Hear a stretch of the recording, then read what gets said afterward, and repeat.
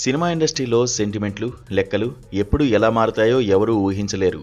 ముఖ్యంగా ఒక భారీ సక్సెస్ పడితే చాలు, అక్కడ హీరోలైనా హీరోయిన్లైనా తమ రేంజ్ను అమాంతం పెంచేస్తుంటారు.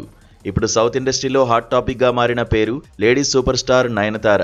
2 దశాబ్దాలుగా తన గ్లామర్ నటనతో ప్రేక్షకులను అలరిస్తున్న ఈ ముద్దుగుమ్మ తాజాగా తీసుకున్న ఓ నిర్ణయం ఇప్పుడు ఇండస్ట్రీ వర్గాలను షాక్కు గురిచేస్తోంది.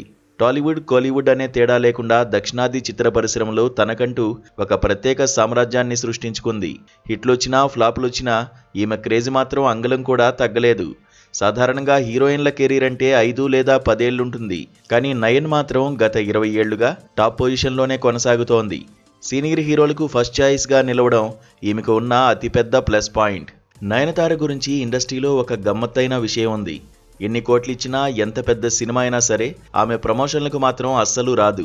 ఇది ఒక రకంగా నిర్మాతలకు ఇబ్బంది కలిగించే విషయమే అయినా ఆమెకున్న స్టార్డమ్ ముందు అవన్నీ చిన్నబోతుంటాయి. ఇప్పటివరకు పాన్ ఇండియా సినిమాలకు ఒక రేటు, రీజనల్ సినిమాలకు ఒక రేటు తీసుకుంటూ వచ్చిన ఈ భామ ఇప్పుడు తన పారితోషికం విషయంలో ఒక గీత గీసేసింది. రీసెంట్గా మెగాస్టార్ చిరంజీవితో కలిసి నటించిన మనశంకర వరప్రసాద్ గారు చిత్రం బాక్సాఫీస్ వద్ద కనివిని ఎరుగని విజయాన్ని అందుకుంది. ఏకంగా 300 కోట్లకు పైగా కలెక్షన్లు రాబట్టి బ్లాక్ బాస్టర్ హిట్గా నిలిచింది. ఈ సినిమా సక్సెస్తో నయన్ తన డిమాండ్ను అమాంతం పెంచేసింది. ఇకపై లోకల్ సినిమా అయినా, నాన్ లోకల్ సినిమా అయినా సరే తగ్గేదే లేదంటూ ఏకంగా 15 కోట్ల రెమ్యునరేషన్ డిమాండ్ చేస్తోందట. దీంతో కొత్తగా ఆమెను సంప్రదిస్తున్న నిర్మాతలు ఒక్కసారిగా కంగు తింటున్నారు. ఒక హీరోయిన్ 15 కోట్లంటే అది మామూలు విషయం కాదు. ప్రస్తుతం ఉన్న టాప్ హీరోయిన్ల కంటే ఇది చాలా ఎక్కువ.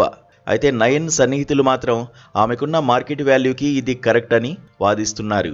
సినిమా ప్రమోషన్లకు రాకపోయినా ఆమె స్క్రీన్ మీద ఉంటే వచ్చే క్రేజే వేరు. అందుకే నిర్మాతలు కూడా ఆమె అడిగినంత ఇవ్వడానికి వెనకాడడం లేదని తెలుస్తోంది.